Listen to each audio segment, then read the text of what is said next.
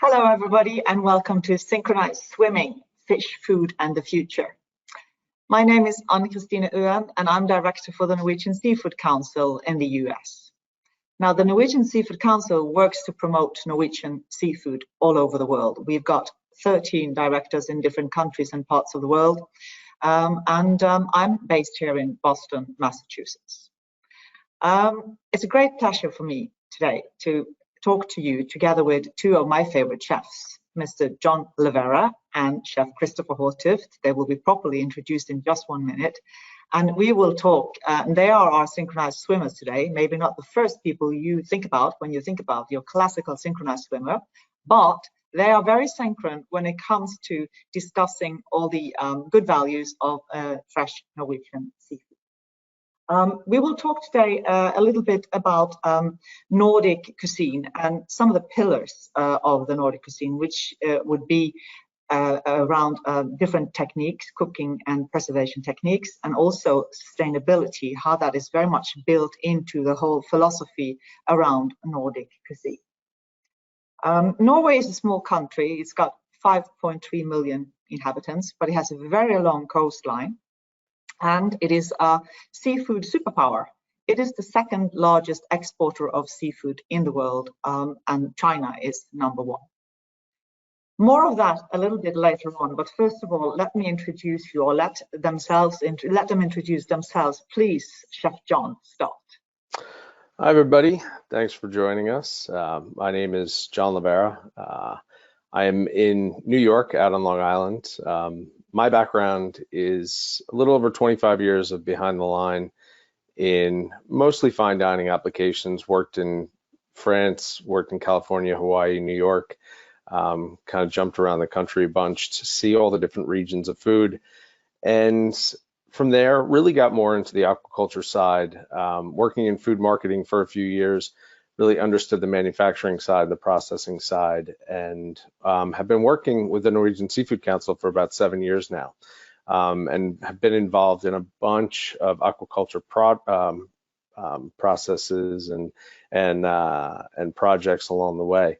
It's been a tremendous pleasure being able to work with Norwegian Seafood, using all my background to throw together some incredible dishes for all different types of applications. And really now it's a full-on focus of being in aquaculture. I work with Cornell with their SPAT program, which I'll talk about a little bit later, and just seeing aquaculture as a whole. But that's what I'm doing now, and I'll pass it over to Chef Chris. Hello, my name is Christopher Hortuft. I'm in Bergen, Norway. I have a couple of restaurants here. This empty restaurant, because it's empty because of the Corona situation, but this is Lysverket, my fine dining restaurant that focuses on local seafood and being in Norway. That's Norwegian seafood, obviously. My background is, of course, here locally in Bergen, but I worked in Paris for a bit, New York, and then I did 2 weeks in Tokyo prior to opening this restaurant, so that at one point in time in the future, when I'm successful, I can make a handbag that says Paris, New York, Tokyo. Other than that, yeah, I work with Anne-Kristine and the Norwegian Seafood Council on and off, and yeah, I have a true passion for seafood. And I want to hear more about the Cornell stuff. I didn't know that you work with Cornell, so I took a note of Cornell, so I'll make sure we talk about that later. Absolutely.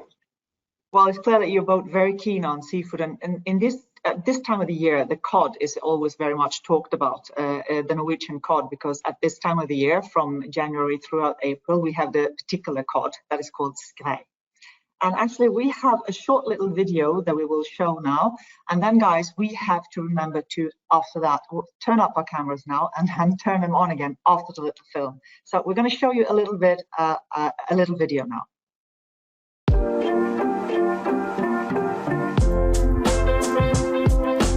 If your ambition is to open a great restaurant, you obviously have to use the best ingredients that you can get. And in Norway, it's beyond a doubt seafood. We have the best quality seafood in the world. The water is cold, it's very well maintained, it's super sustainable, and we have an incredibly long shoreline. is very well managed and there's a lot of fish. Norwegian seafood is it's an obvious choice for me as a chef in Norway.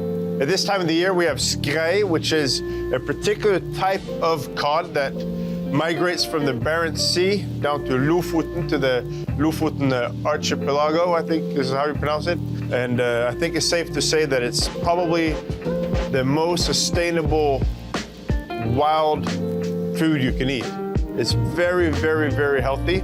And you can tell that by the size of the cod, so they grow old and big. This time of year, the quality is the best.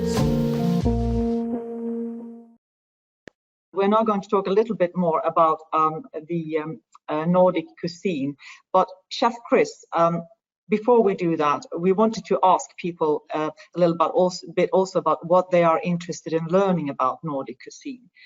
Before we ask, do you have like a one-liner about what you would think is the essence of Nordic cuisine? I would say historically it's survivalist food. It's the winters here are so brutal that you basically have to prepare all summer and autumn to fill your pantry, and so all the traditional foods are very heavily salted and smoked, and then late, now that we've found oil and that we're rich and we can dive and go fishing further at sea, I would say the essence now would be like super pure ingredients, unadulterated cooking, a very light touch, and then of course paying homage to our traditions through all these preservation techniques. But I would say the essence is super light and fresh. And some may feel that it's too super light and fresh, and we're going to discuss that even more, but that's interesting to hear. But I think that first of all, let's do a poll with our audience about what they are most interested in learning about Nordic cuisine from this session.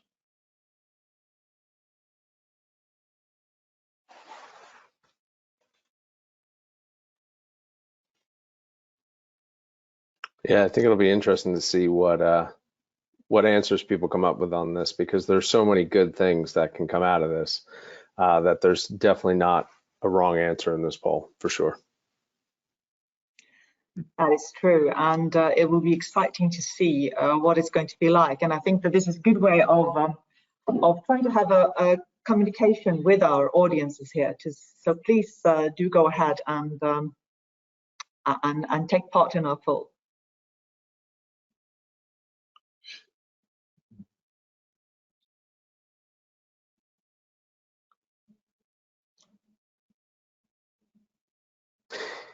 Chris, after hearing what you were just saying about the history of Nordic cuisine and whatnot, I think if I were to answer that, I might lean a little bit more towards that. I don't want to jade anybody, but just the history of the Nordic cuisine is one of those things that definitely draws people in. I don't know, do you think it's like the Viking background? Yeah, I mean, it's important to remember that it used to be a super poor country. So, and with no nobility to speak of, so there was no like elevated court cuisine like you see in France and Italy. So yeah, it was all like very sturdy, substantial peasant cuisine. Survival food, like you said, yeah. And it's interesting that people put for 53% of the people to say flavors and ingredients. I mean, when Anne-Christine asked you that question, I definitely thought of how clean Norwegian food is. When you're there in Norway and you're tasting everything, to me, everything is just super, super clean. I mean, does that go along with the ingredient list as well that you work with? Yeah, so like the way I base my menu here at Lysverket is that I have a diver, a friend of mine, who goes diving locally right outside of the city, and remember that the coastline is incredibly long and there's a lot of islands and stuff. So directly outside the city, the waters are super clean. So we can literally drive for 10 minutes and go diving in pristine waters. So I tend to always have at least like 3 different items on the menu from him, depending on what he needs to sell. As he is a diver, he can't. I mean, only 20% of the large scallop are the super large ones that you'll see in a 3-Michelin restaurant. The rest are medium sized. So, to be sustainable, I tell him, what do you have a lot of right now? And if he tells me the small guys, I'll make a dish with the small scallop. And the same with the fish. I'll call the seafood my fish supplier and ask him, what was the best of the catch that the local port landed today. So, and then I'll put that on the menu. And the idea then is that is such high quality that you really don't want to mess with it too much. So I have a charcoal grill. Like I love grilling the especially the shellfish, as that the charcoal adds it marries the sweetness of the shellfish very well. I'm not such a big fan of grilling fish, to be perfectly honest. But yeah, like I try to keep it clean. I try to use light sauces, like not too much fat. Like I am definitely not a proponent of like my restaurant is decadent. Like it's not. I wouldn't say you come here for healthy food, but it's not a focus. But the light flavors are, So maybe a vinaigrette instead of a heavy butter sauce and stuff like that. So I would definitely say a clean, fresh, light touch on the flavors. But that's a little bit interesting that you're saying that, because we have a question now from somebody saying that, do you know what? I found that Nordic cuisines has no taste, especially if you, for example, compare it to some of the Asian cuisines. How can I make it more interesting? How can I give it more flavor?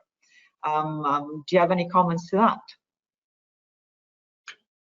Well, I would say with Asian, I'm guessing more like Southeast Asian food or Indian food, something like that. And they compound a lot of flavors in their dishes. So it's a lot of layering of spices and herbs, maybe a lot of chili, these type of things. We don't do that as much. So you won't achieve those type of like rich stews and curries and these things in Nordic food. And I honestly, I don't like, with the quality of ingredient that we have, I don't know. I don't really feel like we need it. Like we can let the Asian food be Asian food, and then our food can be more like I draw a parallel maybe more towards Japan. I feel like for some reason nobody here in Norway has started a sushi restaurant that marries very clearly marries Nordic flavors with the sushi. It's always kind of Japanese, you know what I mean? But if you use horseradish instead of wasabi, keep the rice, because you want to keep the rice. But all these even all the modern Nordic ingredients like pickled pine shoots and ramson, what it would be like, what is it? Ramson? What do you call them? Reps, right? Yep. Wild garlic. All these foraged mushrooms, all these different things will be more similar to like Japanese kaiseki cuisine. Like that's what I think if we had an imperial cuisine in Norway, it would be more like that kaiseki Japanese. So I don't know, to get more flavor out of food, use more salt. That's it's kind of a stupid thing to say, but my food always tastes better than my mom's because I use the right amount of salt. Right? My mom is afraid of salt, so it's always under seasoned. The right amount of salt brings out, a tremendous amount of flavor in even the simplest ingredient. Also, I would say a very precise use of acidity, like you having a pantry of different vinegars, like apple cider vinegar, different wine vinegars like sherry vinegar, white wine vinegar, these type of things. Lemon. I use very little lemon in my food because the whole world seasons the sauce with lemon, and the lemons are not very, the normal lemon you get is not very special, and the lemons we get in Norway are the cheapest ones you get in Italy, right? So I don't, I would rather use a local nice apple vinegar to season and brighten the food. So vinegar and salt for sure. Yeah, I mean, the simplicity of those ingredients themselves are the beauty of it. But you know, this has all got to do with, in a way, expectations. I think that what are you expecting and what are you getting? And I think that takes us very nicely to our next little poll, because our next poll is, what do you think of when you think about Nordic cuisine? I think we should do that before we continue our conversation. You know, and I liked what you were saying about the scallops, and that's one of the things that, you know, being able to work with all the species out of Norway, that's the one in the US that we can't get, because again, the sustainable practices of keeping that fishery in check is pretty special. So the fact that we can't get them in the US makes them even more special when, you know, if you do get a chance to go to Norway and eat the scallops, they truly are some of the best in the world, without a doubt. Yeah, and that's coming from a man who's very interested in anything from the sea. And I think that you have to tell us just a little bit about your oyster project, Chef John. Yeah, absolutely. I was saving that to kind of go into the blending of American cuisine and Nordic cuisine and talking about the sourcing of ingredients. But the SPAT program run through Cornell University out here on the North Fork of Long Island is part of the Billion Oyster Project in New York Harbor, about how to save the waterways, help clean the water in New York Harbor. I don't know if you've ever been to New York. The waterways have gotten pretty filthy over the years. And, you know, with an adult oyster being able to filter 50 gallons of water a day, it's pretty impressive that what oysters can do. And is this the use Pacific oyster, use local indigenous oysters, or what's the species of oyster? So it's all blue points. Blue points are definitely, you know, East Coast oysters. And the thing about it is, part of sustaining our waters and how our waters have changed over the decades is when you buy spat are the baby oysters. When you buy spat, you cannot buy spat from waters further south than you're going to put them in the water. So you can only source them from colder waters. And that's pretty important when it comes to sourcing anything out of the sea. And I think, you know, with everything that we've learned through Cornell and how amazing the program is, the gentleman who runs it, this gentleman Kim, he's been doing it for over 20 years, and he's just full of information. And it's pretty amazing to watch everything that he does and how far he's been involved with the waters. I would say that one of the most interesting things happening with sustainability in seafood right now is the collaboration between nature preservation societies like WWF and the scientists out of universities together with commercial producers into regenerating these decimated oyster reefs and kelp forests and stuff like that. And I think in Europe, the south of Norway, has not happened in Norway because our coastline is still very much intact. But from Denmark and south, most of the seabed is destroyed because of trawling. Yeah. And there's programs now where they buy spat from commercial producers to deploy in these areas to rebuild oyster reefs to from the bottom up construct biotopes. Yeah. And no, absolutely. I have money on this right guys, now. I know that you can talk about this for a very long time. I'm sorry to interrupt you, but I have to do so because I think that we should comment on this poll. Because when we asked people what they thought about when they thought about Nordic cuisine, most people answered that they were thinking about the dried, salted, fermented foods like bacala, dried shark, pickles, and salted meat. And quite a large proportion said that they were thinking about the rather famous high-end restaurants like Maemo, Norma, and Francais. Any comments to that, John? I think it's such a fascinating response because you have the high-end, the best restaurant in the world that has all of a sudden brought Nordic cuisine to the forefront. And then you have the history and the culture of dried fermented, which are the two things that people know. And it's like, how do these amazing, talented chefs like Chef Chris bring these old cultural and historical products to the forefront to be the world's best restaurant? Nice. And you know, we've got questions for us. Not the world's best restaurant yet. Yet. You're on your way. We've got a question for you, Chef Chris. It says, are there any unique herbs specific to Nordic cuisine? What is an indicative flavor to Nordic cuisine? I would say it's not that special, but you put dill on anything and it tastes like Norwegian or Swedish food. So anytime I go outside of Norway to cook something, I always put dill in it, because it's kind of like, whatever, meets expectations. But I would say, like one of the, like there's a lot of talk about foraging, right? Like René Redzepi, he made it famous to go out and forage, Noma and Copenhagen. You take the journalist out foraging to show off the local food, but we do it quite a bit, but it's never for like substantial food. It's always for herbs and birch, like the young shoots off trees and stuff like that.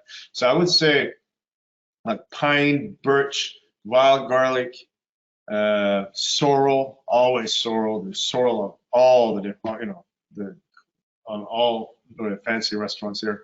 But I would say like those herbs are very special to here, and I mean not unique to here, but those flavors marry they fit the food so well. They're a lot of acidity and very bright flavors. So I think that's great. And then I would say lately, what I think is almost more exciting is that we can also go to the shoreline and pick seaweed, and the seasons are opposite. So actually, the seaweeds are now, it's still kind of late winter, so there's nothing really growing in the forest yet, but it's peak season for seaweed. And because of the clean water, you can go anywhere outside the city here and pick these shoots. And it's not, I don't serve a big seaweed salad, but I can definitely add it to like using dulse in a butter sauce is amazing.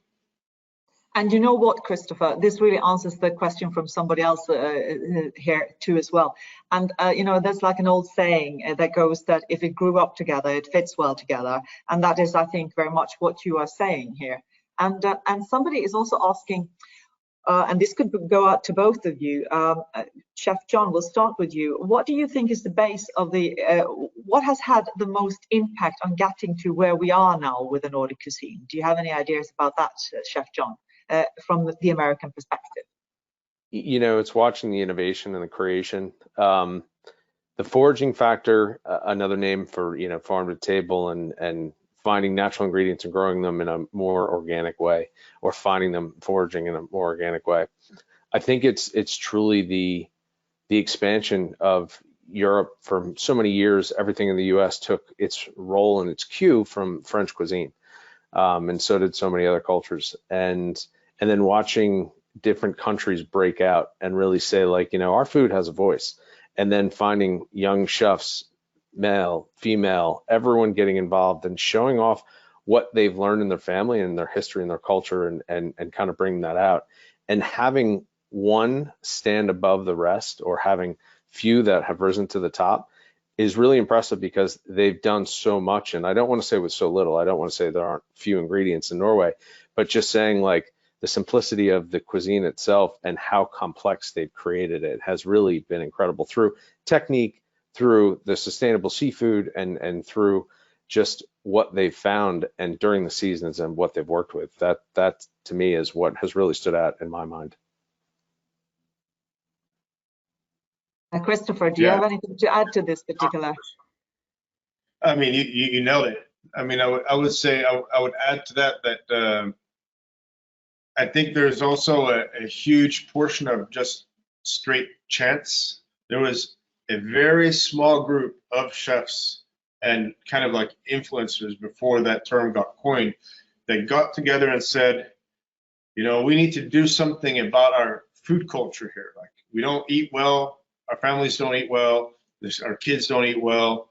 our fancy restaurants are all French, and we still have all this beautiful, all our best fish gets exported, and we don't really cook it here, and they got together, and some of them had the courage to kind of wipe the slate clean and start fresh with what we had. And by chance, they were actually also so good at what they did that it got international fame. And I think that literally has a trickle down effect on the rest of us. And it gave me very literally the confidence to, when I opened my restaurant here, to say, I am going to do ultra local food. And I don't have to go to France for inspiration, or I can go to my diver for inspiration.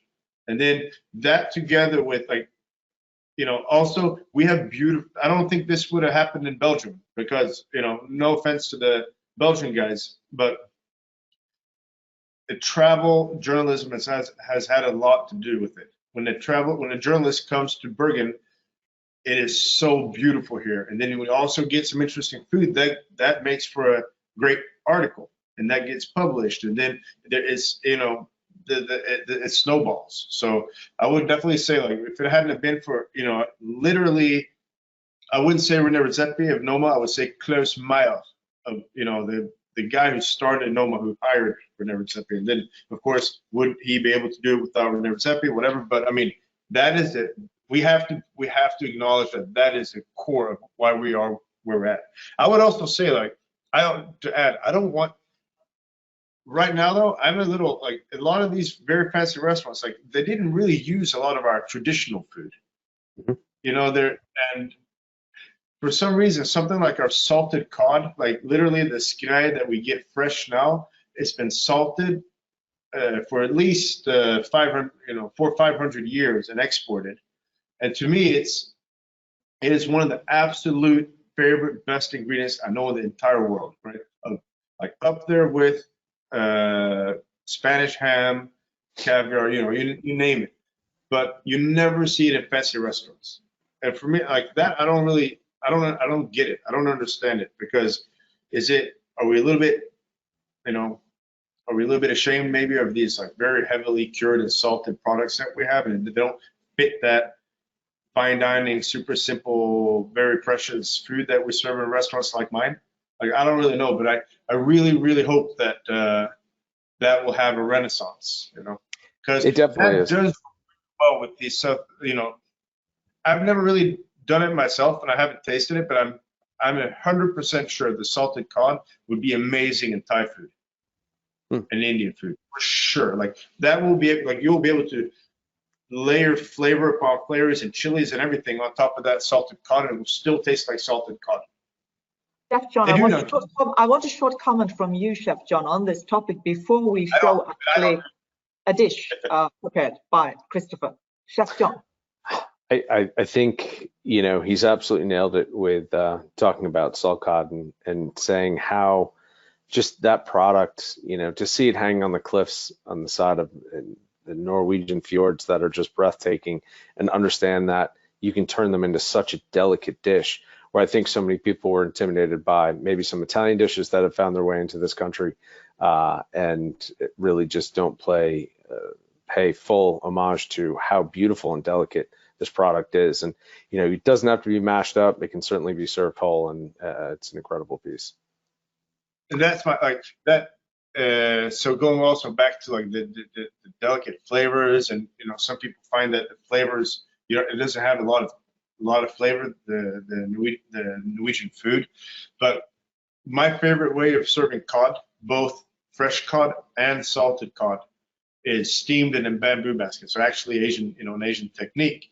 But I will make I will take the top loin out of the fillet, and then lightly season it, and then roll it in saran wrap, like plastic wrap, just to kind of tighten it up and get a nice little medallion.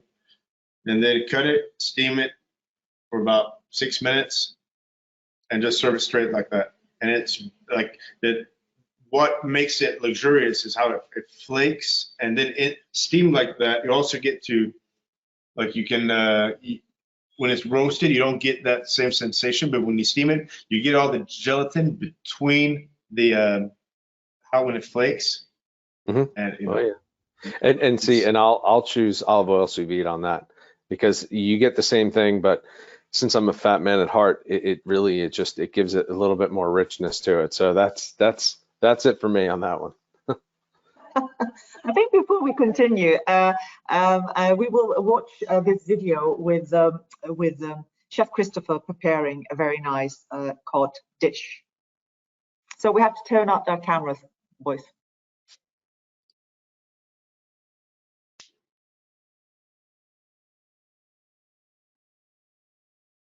I hope that you'll see that fish fits any type of occasion. It's very, very simple to prepare. I'm gonna cut some portions out of a fillet of cod and show you how we roast it. The cod is a very easy fish to work with because it has very few bones. The cod fillet has basically two parts. It has the top fillet that goes along this red line, and it has a bottom fillet.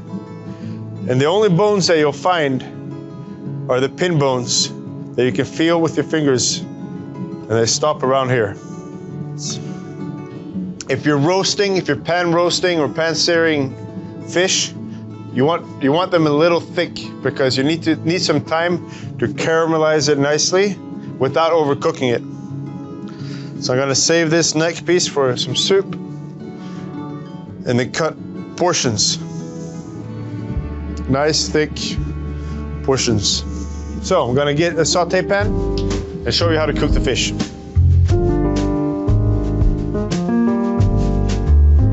There's a couple of things that's important when you're cooking fish. You need a very, very, very hot saute pan. You need to have enough oil, and your fish needs to be dry. I'm sure you tried to cook fish before, and you go to get it out of the skillet, and it's stuck. Half the fish is in the saute pan. It's because it was too cold, always. The skillet needs to be so hot that you're a little bit afraid of it. If you're not afraid of it, it's too cold. And when you think it's hot enough, it needs to be a little hotter. Neutral oil, so this is very hot. That's the beauty of induction. And I am a little scared. So the amateur move is to put the fish in and towards you. And splash this oil all over you. I've done it once. So make sure it faces away from you. That's perfect. You can hear the sound. You wiggle it and you see that it's not sticking. If it doesn't stick immediately, it won't stick. If it sticks immediately, you just have to give it a minute, let it sit, and then afterwards you just carefully kind of disconnect it. This is probably my favorite thing to do. If I had to do one thing for the rest of my life, it would be this. So that's for the color, and then for the flavor, garlic and thyme. You see now it's cooled down a lot, so you can add the butter without the butter burning. And I know it's a lot of fat, but you're not gonna eat all this fat. It's for flavor. All right, oh yeah, look at that. Of course, if you're a bit more health conscious than I am, you'll still get a great result if you steam the fish. All right, so now this can just rest, and while this is resting, I'll turn it off and we'll get the rest of the dish together. I have my sunchoke puree that's finished. The butter sauce, I'm gonna add the crab to the butter. So this is, all right, this might give you a heart attack, but then that's just another reason to eat more cod. A great way of checking if the fish is done. It looks a little brutal, and I'm gonna say don't try this at home, but you could. Take the tip of a knife, you just insert it into the middle of the fish. Feel it on your lip. If it's hot, it's done. You don't want it piping hot, but of course if it's cold, it's raw. If it's piping hot, it might be overcooked, but I think you'll be all right. The cabbage is steamed and nice and hot. You take a little bit of the Jerusalem artichoke or sunchoke puree. I have a piece of paper ready so that I can just dab it gently on the paper to get rid of the excess fat. Just touch the paper, let the excess fat run off. And look at that. Then you finish with the crab butter. And if this isn't mouth-watering, I feel sorry for you. This is our skrei, Norwegian cod with crab butter, cabbage roll, and sunchoke puree. Hope you enjoy it.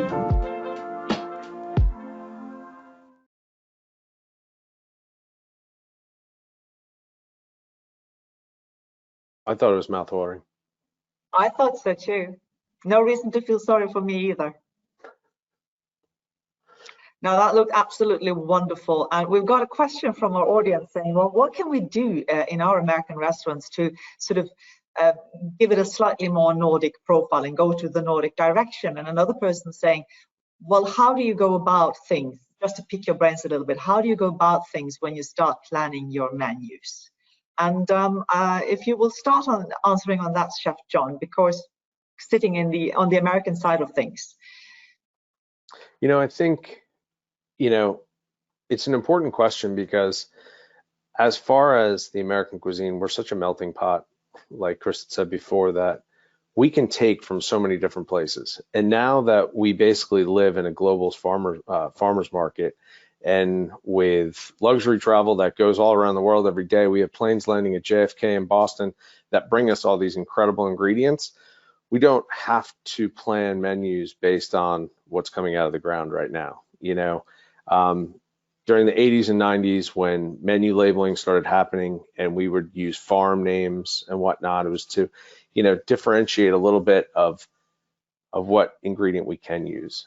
And, being so close to the Hudson Valley, started working with all those Hudson Valley farmers out of the green market in New York City and getting to know their vegetables and having them do not only just the regular veg, but then they got into organic vegetables. Again, to answer your question, how do we plan for menus? It's by working hand in hand with these farmers and understanding when it's the right season to use a certain ingredient. And then by doing that, we were just talking about skrei. Like there's a short window of the year where we want to capture and bring skrei into our kitchens because it's at its peak and it's the most incredibly delicious food that you'll have, the most incredibly delicious cod that you'll be able to serve.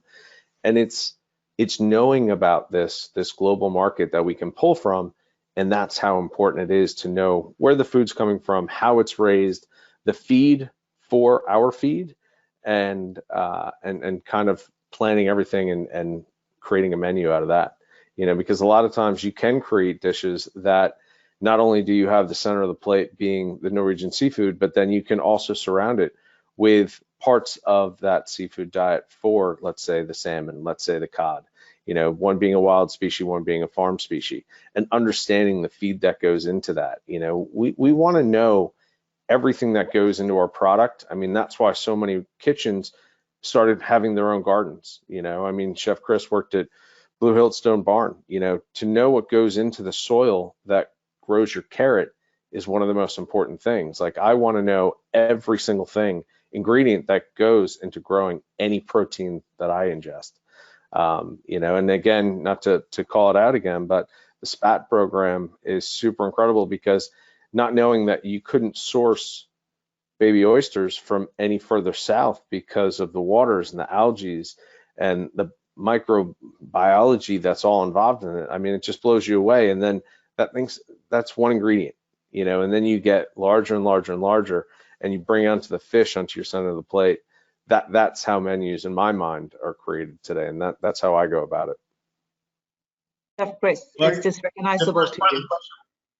The first part of the question was how you can bring Nordic flavors into American restaurants, right? Is that right? Yes. Yeah. So I think like to make it very simple, I think I wouldn't make like a Disney. I wouldn't try to make like a Disney World version of Nordic food because it wouldn't taste nice. But the kind of like the sensibilities of Nordic cuisine, like you can use them, and it would be subtle because we don't really have a we don't really have something, a garnish or something that you can put on the food that screams Nordic food, like a carved melon looks like Thai food, you know what I mean? Like, but I would say, like, being very specific on the use of dairy. I think it's like I use the Norwegian diet is there's a lot of dairy, right? And I use like buttermilk, seasoned buttermilk in itself, like split with the like a thyme oil or you know, ramp oil or something like that. That is a sauce in itself, and it's light and it's mild and it doesn't overwhelm the main ingredient. I think I also always use a lot of distilled vinegar as a flavor that is very typical in Cuisine. You know that. I mean, I'm sure if you think about it, how much of our food growing up has been seasoned with distilled vinegar. Even the famous fish soup from Bergen, like our local fish soup, is special because it's seasoned with distilled vinegar. And when I have a French chef here, and I'm telling them to make a sauce, and I say use the other vinegar, they look at me like I'm stupid because they're like, why would I use anything but champagne vinegar? And I tell them, well, you know, it's not really the flavors of here. You know what I mean? Like the whole world can use champagne vinegar, and it tastes like French food. But you know, distilled vinegar is definitely a flavor, a Nordic flavor, I would say. And we've touched now so far about into a couple of species. The main species that we export from Norway would be salmon and trout, which would be the what we call the fjord trout, which is the steelhead here in America, and also cod and haddock. But cod is a large product. But you know, there's so much wonderful seafood. But we wanted to ask people. We wanted to do another poll and ask people, if you were to have only one type of seafood for the rest of your life, what would it be? So let's do that poll. Oh. I'm curious to see what you're going to answer there, John. Well, I was going to go for black bass or rough, but it's not on there, you know. But it's really funny because the first time I saw this, I had an answer immediately, but then I was thinking, really, for the rest of my life? I'm not so sure. What was your answer? My immediate answer was the king crab, because I was thinking that I could eat that every day, but not sure. Maybe it's not as versatile as some of the other species here. Honestly, yeah, I know. A friend of mine was a chef of a very famous, very rich, very famous Norwegian guy. He was a personal chef, and he had caviar every day for lunch. Ooh. If you're rich and famous, it's you're kind of obligated to do that because it motivates the rest of us. That's very old school. I like that. I mean, if the dude's drinking champagne every day with that caviar, yeah, I mean, get a little buckwheat Bellini going, and you're good to go. Yeah. Why wouldn't?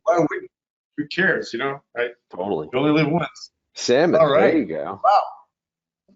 Nobody would have tilapia. That's fantastic. Well done. There you go. Well done. Most expert fish in the world. I think this says a little bit about the crowd that we have gathered here today.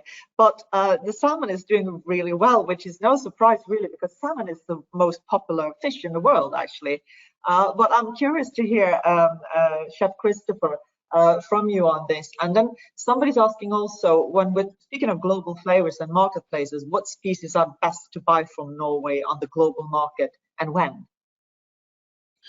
Well, first of all, I would say cod, you know, beyond a doubt, because if you look at the whole cod, there's so many uses of it. Yeah, like even looking away from, you know, beside the center fillet, you know, the most beautiful piece, you have the skin, you have the head, you have the tongue. I'm not going to say the eyes because they are disgusting. They have cheeks. You can make a chop out of the tail, like a shank out of the tail.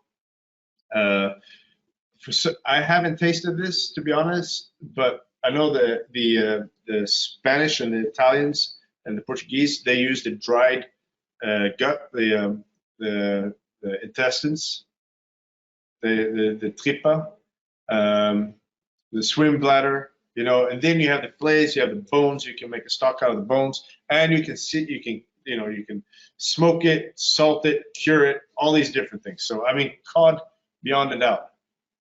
Well, John, what's your take on this? I'm right there with him. I mean, the versatility of cod is through the roof. I mean, salmon is delicious. It's fatty, it's sweet, it's clean. The skin is super, super tasty when it comes out of the waters of Norway.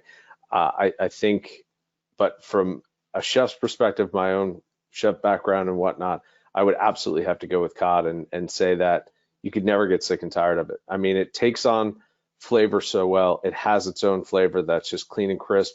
The steak flake on each individual flake of fish is just phenomenal. Yeah, I'm a cod fan. But you and I, John, have also. You're going to throw me out of the forum for saying this, but John, I know you will agree, but it's like the pig of the ocean, right? Totally.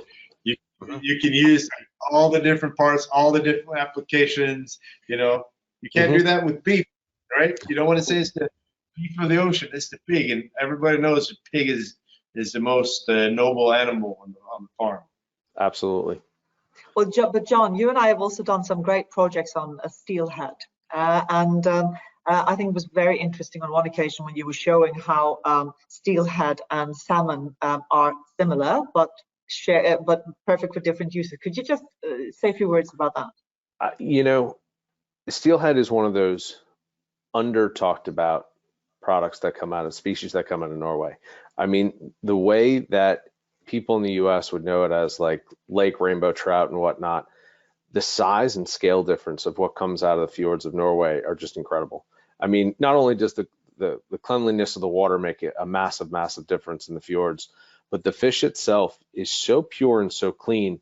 We always refer to, for people who are afraid to try salmon, as like baby salmon, because there's no over oily flavor or whatnot that some people are susceptible to with salmon. It's just an incredible product that, you can serve it raw, you can sear it tataki, lightly smoke it and whatnot, but the applications are limitless, but the flavor profiles that you get from it, like when we talk about clean fish, that's one of those pieces of fish that when you put a raw piece in your mouth, it's a little bit undistinguishable in the sense that it's sweet. It has a little bit of a salty brine, not a whole lot. The sweetness kind of overpowers that, but it's just clean and fresh. And the more people get to know steelhead in this country, are really going to be amazed at how clean and how different of a fish it is, and how much it'll turn people on to being a fish explorer, because it really is. It's a nice gateway fish for people who see redfish and don't really understand. Chef Chris, like myself, is from Bergen, and you can never stop them. He's got his hand up now again. Chris, what did you want to say? Yeah, I was thinking about salmon. It's not number one, but it might be number two, because when I started thinking about it, you can cure, smoke, eat raw, sushi. So the skin is actually better on salmon than on cod. So I think, I got to think about that a little bit. I'm not a big fan of raw. Depending on the day of the week, you can definitely flip flop on those species. I mean, again, any of the species that come out of Norway, obviously fantastic. King crab might be the only one I might not say, because as much as I love it, that might be a little too decadent every single day. Well, that was what I wanted. That's what I wanted. But anyway, somebody's asking me, well, is there one species that you would consider more Nordic than the others, Chef Chris? I know it's boring to say the same thing all over and over again, but I mean, we wouldn't be here without the cod. So I would definitely say the cod. And though not a major export to your part of the world, herring is also something that is very, very Nordic and Norwegian. Probably the country that are more famous for eating herring would be the Dutch, with the Mutches herring, but that is Norwegian herring. Mm-hmm. And herring and potatoes was the Western Norwegian farmer's staple diet for centuries. So I would maybe say, maybe herring. Herring has an interesting background. When I was able to travel over to Norway, a good friend of mine, Geir, would try and get me to eat pickled herring for breakfast. And I have to say I'm fairly adventurous, but that I might have to draw the line at that one. That was a little rough first thing in the morning. It's hard to serve in the restaurants also a little bit, other than pickle. You know, Akivit, who got 2 Michelin stars in New York, they've had that as a signature dish the entire time. This like a trio of pickle and I don't know if they still have it, but I mean, when I was there for a little bit, and you know, like they serve that in New York, and you don't last in New York if you don't serve nice food, you know. So they were, so it is good. It's just it's a little more challenging. I think I'd have to answer the question with salmon. I would have to say the more Nordic. It's just because of how famous the salmon has become globally, you know, and how, I mean, it's the #1 served salmon in Japan for the high-end sushi restaurants. That has been since the 80s. I mean, it's the one fish that is just, again, it's the most popular fish in the world, and Norway's really created that whole stigma and or around that, because it's just an incredible species that comes out of those waters. And it's incredible that it's only been 50 years, really, which isn't a very long time when you think about it in terms of agriculture, for example. But we have a little film showing Chef Chris's favorite fish again, and the versatility of cod. So let's try and do it. I get messages from some people that they don't see the videos very clearly, but we'll try it once again and do this video.